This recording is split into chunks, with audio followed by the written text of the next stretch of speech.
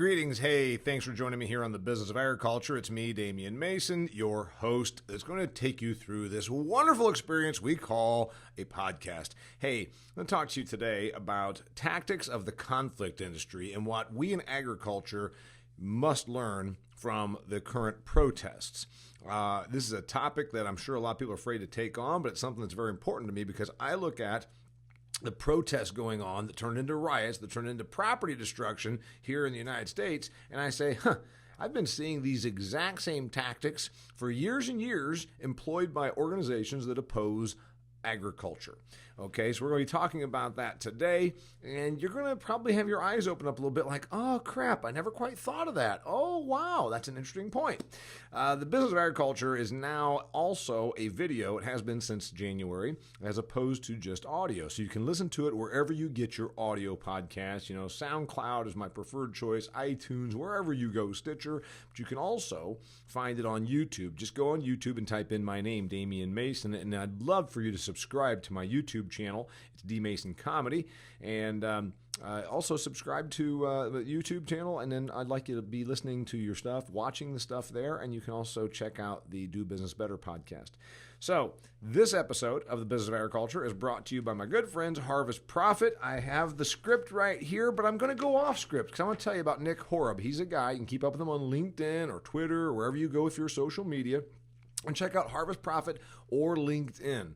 I would like you to do that because also I'd like you to go to harvestprofit.com. If you have an agricultural enterprise, you are a business person, right? You've got all this money and you've got inventory, you've got inputs and outputs and cash flow issues, and my God, it's a business, right?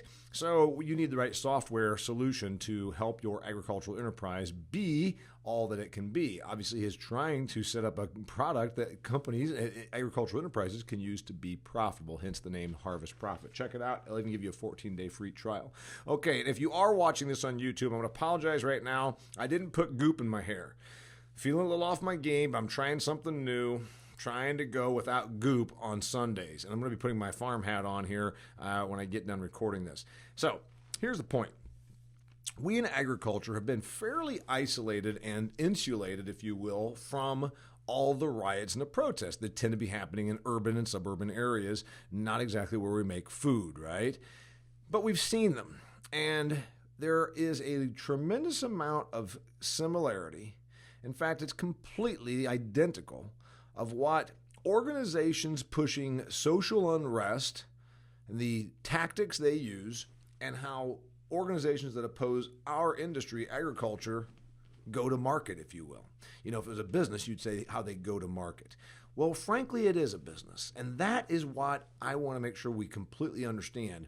We in agriculture, we say things like, gosh, can you believe the Humane Society of the United States is doing this? Yes, I believe every single thing that I see out of the conflict industry. So that's what we call it now. That term was given me. I did a speaking engagement for the Indiana Hardwood Lumbermen's Association, and they were on my podcast. In fact, you can check it out back a few months ago. And they said, you know, we deal with this a lot. And imagine, you know, we're in the logging business. We take logs out of a forest and we make them into wood products. You have 2x4s, or so that you have a desk, or you have bookcases. And then every time they go about doing this, they are protested against. There's rioters. There's all this kind of crap because you're going to tear down the forest. Oh, we're all going to die. He says, you know what? It's not cause groups, Damian. It's an industry. It's how they make money. It is the conflict industry.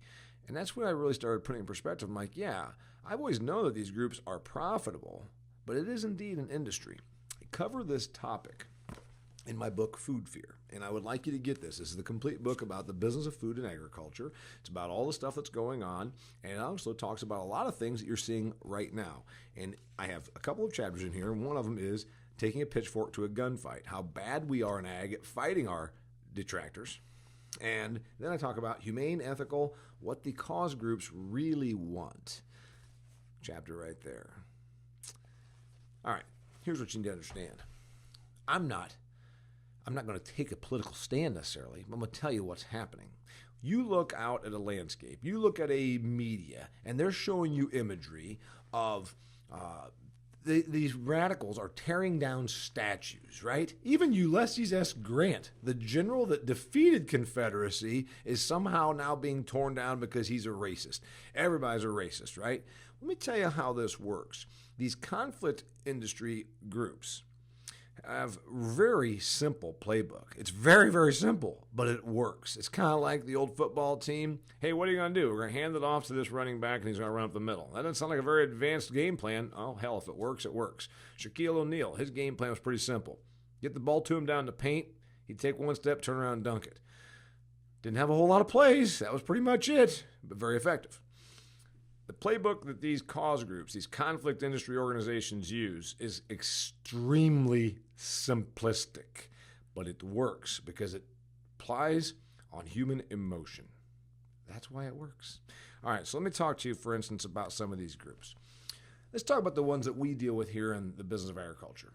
I'll name principally the animal rights wackos at Humane Society of the United States, PETA, Animal Recovery Mission. That's the one that made a big splash last year here in my home state of Indiana when they got footage of some guys throwing around calves on a dairy operation. It was very terrible to see that. And then, of course, you've got like Environmental Working Group. So let's talk about how these organizations are set up. First off, they are set up as nonprofits, which means they do not pay for all the money they bring in. And what these groups, maybe at one time, they were actually cause groups that cared about this cause. But what happens is then they just become businesses. They just become fundraising organizations. The cause is still there, but you know what they do? They keep moving the goalposts and changing the cause because they have to stay in business. Let's use the Humane Society of the United States, for example. I've put this in my book. Last year, the Humane Society of the United States took in annual revenue of $135 million. Do you hear that? $135 million. They list assets at well over $200 million. They have 250 employees, most of whom are Washington, D.C. based activists and attorneys. What does the Humane Society of the United States do? If you are not in agriculture, and I encourage you to share this episode with your non-ag friends, you don't know this. Most people say, oh, well, they take care of pet shelters. No. That's not the Humane Society of the United States. That is your local humane shelter. Humane Society of the United States spends less than 1% of their $135 million they took in last year on anything to do with sick pets or injured dogs. They spend their money filing lawsuits and paying for staffers. What do their staffers consist of? PR people, gifted PR people that know that you can craft a story and show an image of a chicken in a pen, and it'll evoke emotions for the non-ag consumer, and they will send money. And when they send that money, what do? They pay for more staff, they pay to file lawsuits, they pay to create a movement against modern agriculture, particularly animal agriculture. 250 employees with a membership of 1.2 million. That's what they say their membership is. They say they have 1.2 million members, are out to dictate the diets, the eating for 330 million Americans. Think about that. Think about that arrogance. And they're very well funded. Let's talk about Environmental Working Group. That's the group that really got behind the anti-Monsanto movement over Roundup herbicide, which is actually glyphosate, as you well know. When they teamed up with trial lawyers, because it's not by accident that Environmental Working Group and lawsuits are going hand in hand. The group isn't filing lawsuits. It's coming about from plaintiffs with trial lawyers. But it just so happens that Environmental Working Group has been involved in the two biggest anti-ag lawsuits going on the last couple of years. The lawsuits against Bayer Monsanto, which they started a couple of years ago, and then their PR works telling you how glyphosate is killing you, and then the trial lawyers come in and file lawsuits. They also, in North Carolina, targeted Smithfield, which is actually Murphy Brown down there. That's the farms, the pig farms, for lawsuits. Okay, let's talk about the tactics. I told you I was going to get to the tactics. I got an article that I've got going to be coming out later this week about this if you're more of a reader, but of course you're listening and enjoying it right now. The tactics employed by these organizations are really these three things. They start by being irrationally divisive. And I say irrationally because no rational person would ever, boy, that's really look at that. That hair, not putting goop in it today. This looks like it's kind of not there. It's like dry. I've been putting goop in my hair since the 1980s. Okay. being irrationally divisive is step number one. And you're saying, what are you talking about, Damian? Okay, you've got a cause and you want to sell it. And because you know that your employees and your ability to get, because what they really want is money. They want money. They want funding. And they want political power. That's what these organizations want. Humane Society of the United States wants money to pay their 250 employees. They're not going to go get another job. Hell, they got to pay people. And then they want political clout. And so with that money and with that exposure and with their movement, they get meetings with Congress people and they get interviews on media, and then they push their agenda. Power and money. Money and control. That's what all these organizations want. Black Lives Matter, Antifa. You're saying Antifa? Okay, whatever you want to call the group that loosely calls themselves Antifa, when they're tearing up a town and busting out windows, they know they're creating a spectacle, but they also know that they're being heard because now everybody gets scared. Normal, rational people like us say, oh my God, I don't want my windows to be busted out. So that's what the angle is. First thing is to be irrationally divisive. And I mean irrationally by saying something like this. You're either with us or against us. And they know that you divide to conquer, right? So it goes real simple like this. Let's just say your Black Lives Matter, and you know that you will make money because you're going to create a big spectacle. And then companies are going to feel as though they are compelled because you might get suits against them if they don't give you money. So you start by saying, if you don't believe what we're doing, you're a racist. Well, nobody wants to be called a racist. Nobody wants to believe they are a racist. So you start by being irrationally divisive. If you oppose our protests, you're a racist. If you don't donate money to us, you're a racist. And so it becomes this thing of you get the either or, and the either or is so outrageous, but you don't have a choice. They don't give you the middle ground where most of us actually are. No, I'm not anti any other ethnicity, but I also don't necessarily want you out here like tearing down statues and busting out windows. Well, if you don't support this, then you are a racist. So you see, we get the same thing in agriculture. It becomes really simple. If you don't support us, you are for factory farming where they harm animals. If you don't support us, if you disagree with us, that means you're for poisoning children. Do you see how this goes? Environmental Working Group came out after the Monsanto verdict 2 years ago, and immediately, as soon as the first verdict, which was filed in San Francisco, came out and said, it turns out we found glyphosate in children's cereal. There's poison in children's cereal. So if you are not anti-Monsanto, you must be pro-herbicide in children's cereal. You see, that's how it works. You make it so disparate. There's no way you will be viewed as the villain if you do not accept their terms. Somehow they get away with this. Not with me, because I tell them to go screw themselves, go piss up a rope, because I don't believe any of this. I say, no, I am not either A or B. I'm in the middle. But that's the angle. Be intentionally and irrationally divisive to where you give people no choice. If you do not agree with us, if you somehow oppose us, who are opposed to you, it means you are evil, you want pigs to suffer, you want children to have cancer, you want, on the racial thing, whatever that thing is, you're a racist. That's the angle. Be irrationally divisive is step number one. They do this if you watch anything, pay attention, it'll be this or that. Ties right into how most humans really are wanting to go with a simple A or B. But there's not A or B. There's a lot of gray area in life. And on these causes, they paint the picture so that if you do not support them or if you even somehow speak out against them, you're an awful human being, you're an evil human being, you are a racist, you're abusing animals, and you want to poison children. Tactic number 2, use the willing media.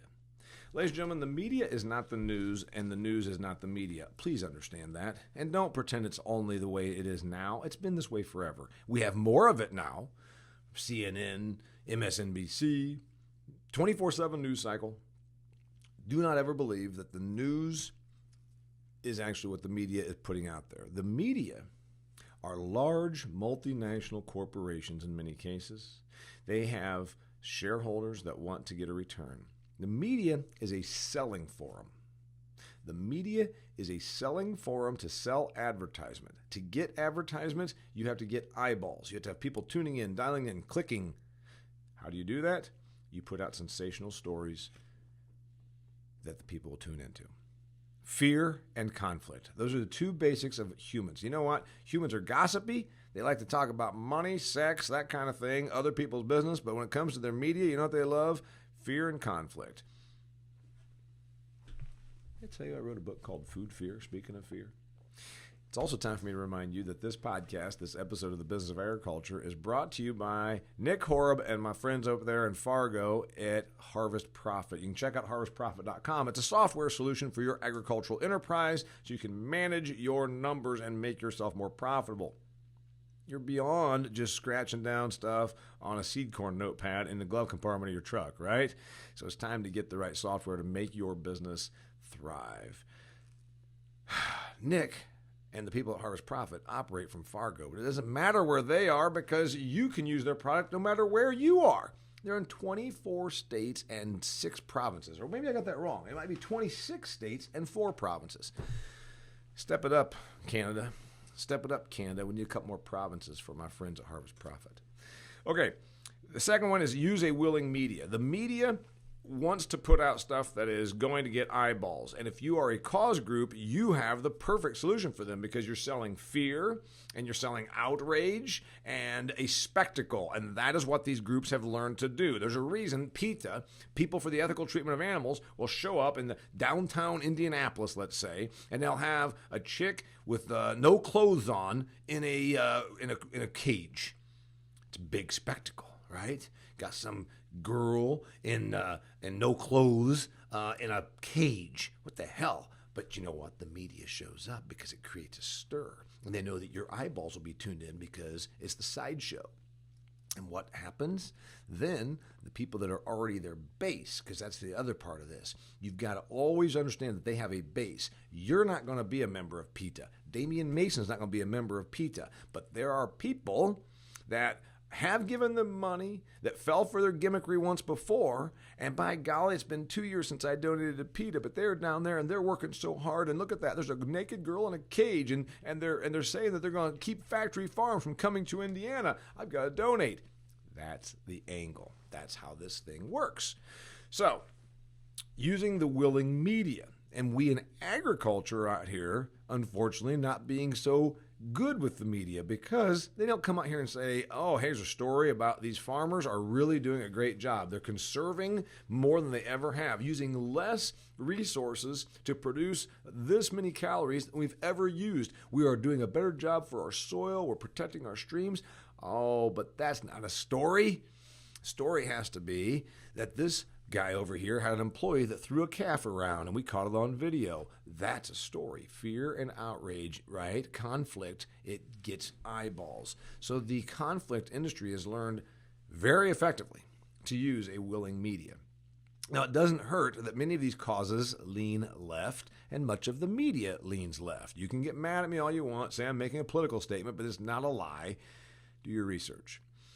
The media really ends up being a marketing arm for these cause groups. And it doesn't matter whether it's the people that are protesting right now, tearing down statues of Robert E. Lee, or the people that are out here destroying farm property. You know, that happens in our industry. Activists pull in, open the gates, let your animals out, cause you harm, financial harm, destruction, vandalism. And the media will report this because the media becomes the marketing arm. The media doesn't do this because they hate us per se. They do this because they know that this is an answer to get eyeballs. Again, selling outrage, fear, conflict. People will tune in. Tactic number 3. Forgive me as I sip my Coca-Cola. Tactic number 3 of the conflict industry. This is as old as can be. Hit weak targets. Hit weak targets and cause-friendly locales. Okay, the Environmental Working Group filed a lawsuit against Bayer Monsanto. Where did they do that? They didn't start in Des Moines. They didn't go to Fort Wayne, Indiana, up the road here to tell you how evil corn and soybean farming is, because they ain't going to get anywhere. started in San Francisco, a town that already leans very liberal, a town that also would be very anti-Monsanto, the residents of whom are probably pretty anti-modern agriculture. So they filed their first 3 lawsuits in San Francisco, California. Again, not in Omaha, not in Lincoln, not out in Kansas, to try and tell people how evil herbicide is, because those jurors might say, yeah, you know what? I used to have to walk fields with a hoe. By God, bring that herbicide in here. We all know this. So the cause groups, the conflict industry, has understood for quite some time it's better to hit a weak target or a cause-friendly locale. They file lawsuits in places like San Francisco. In North Carolina, when the Environmental Working Group, working with trial lawyers to try and basically destroy hog farming in North Carolina, the number 2 hog state in the union, the lawsuits went to Raleigh. They did not go to the small towns. They went to the big towns where there's a chance to get a jury that's going to lean more anti-agricultural.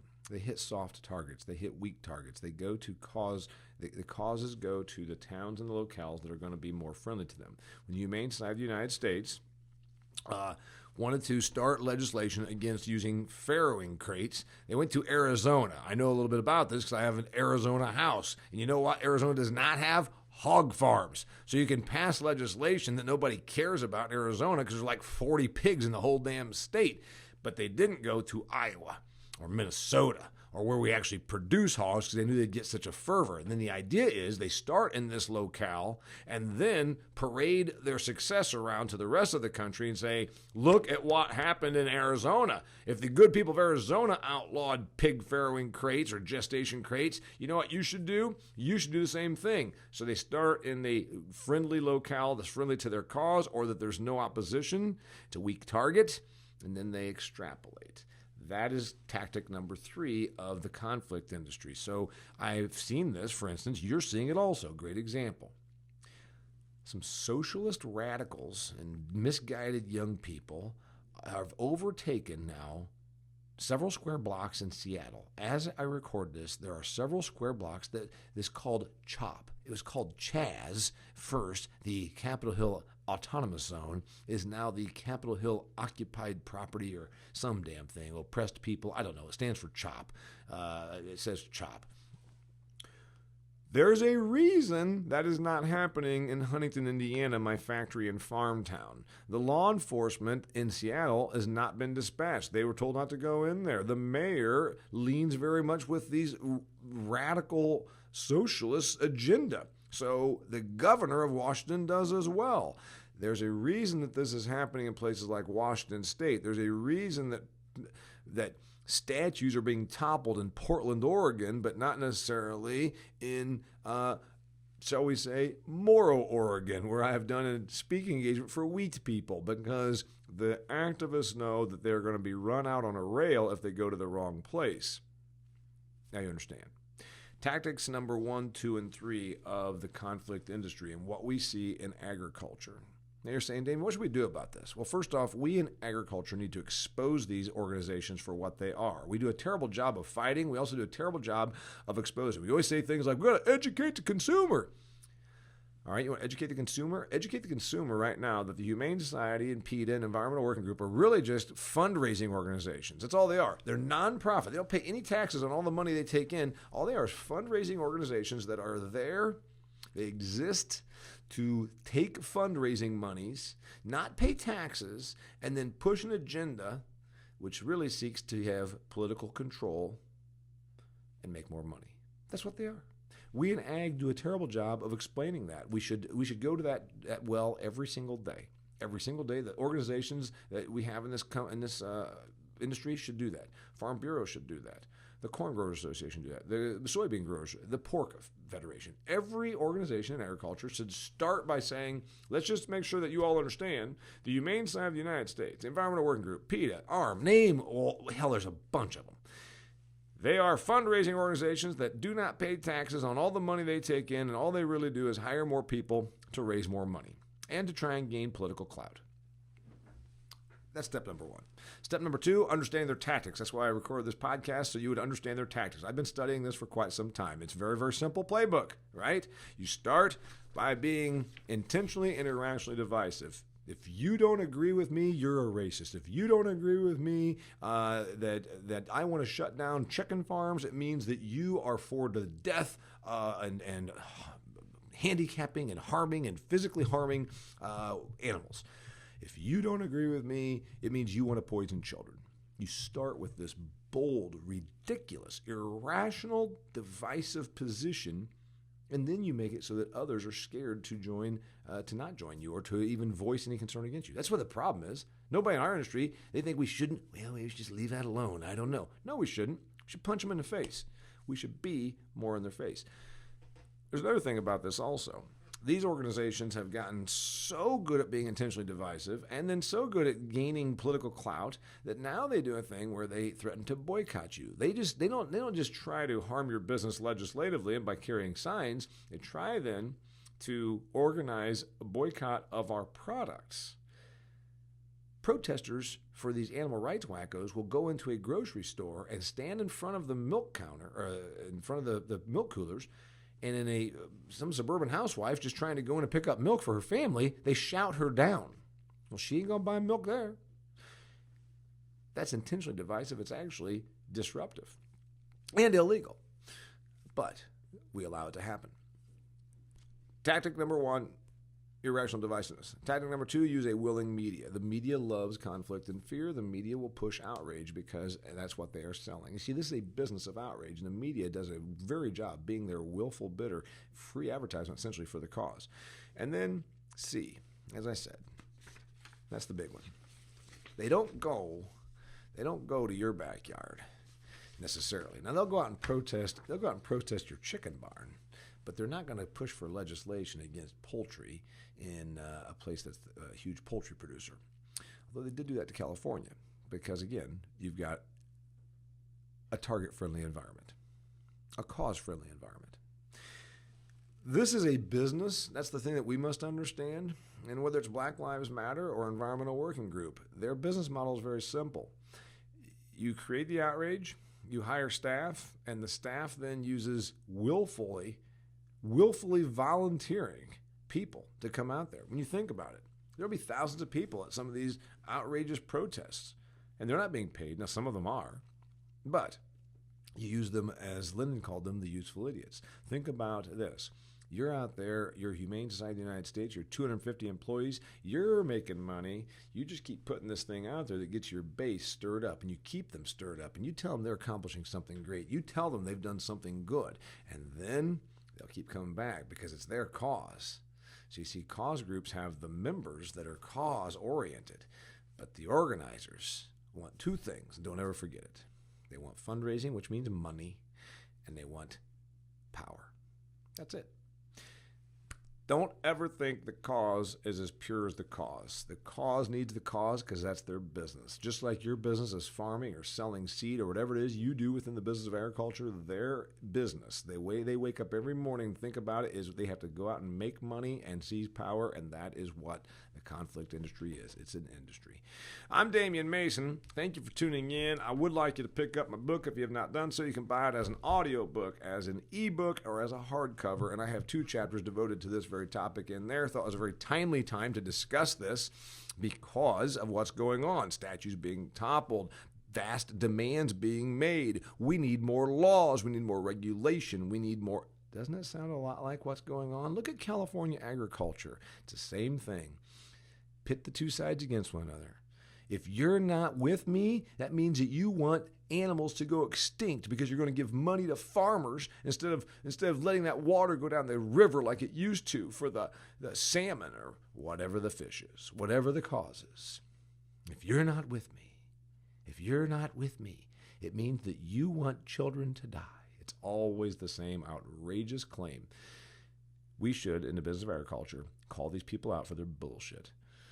I'm Damian Mason, as I said. Thank you for tuning into the business of agriculture. This episode, like so many others, brought to you by my good friends Harvest Profit. Check out harvestprofit.com. You can get a 14-day free trial using their software to see if it's going to work for you. And then also, when you're at harvestprofit.com, check out the blog articles written by Nick. He's got always an interesting take on stuff that, it's a short, nice, easy read, and it'll be something you can use for your business. So anyway, thanks for tuning in. I do appreciate it, and I'll be back next week. Got to be talking about robots. That's right. I got a agricultural robot guy coming up. So stay tuned. Until next time, it's the Business of Agriculture.